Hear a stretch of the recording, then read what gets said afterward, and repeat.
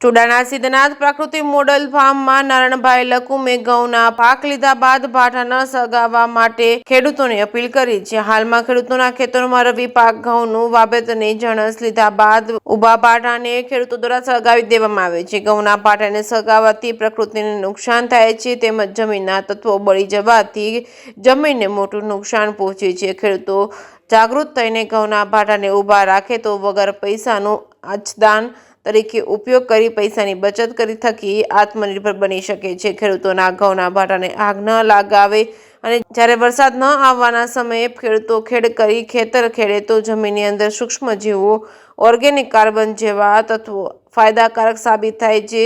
ખેડૂતો ઘઉંના ભાટાને આગ ન ચાપે તો પ્રકૃતિને નુકસાન થતું અટકશે અને ખેતરમાં આચ્છાદન રાખવાથી જમીનમાં ફાયદો થશે જેથી ખેડૂતો તેમજ પ્રકૃતિને ફાયદો થશે। જે સિંહ સાથે ભરતસિંહ પરમાર સુરેન્દ્રનગર। આજે આપણે બીજા મહિનાની 27 તારીખે ઘઉંનું કટિંગ કરેલ છે।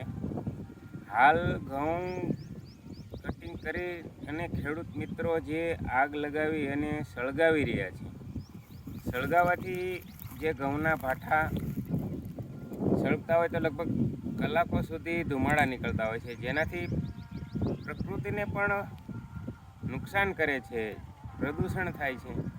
તો આ ઘઉંના ભાઠા આચ્છાદન તરીકે ધરતી માતાની ચાદર તરીકે જે આપણને કામ કરે છે, તો તેનાથી જમીનની ફળદ્રુપતા ઓર્ગેનિક કાર્બન વધે છે અને ખૂબ જ મોટી માત્રામાં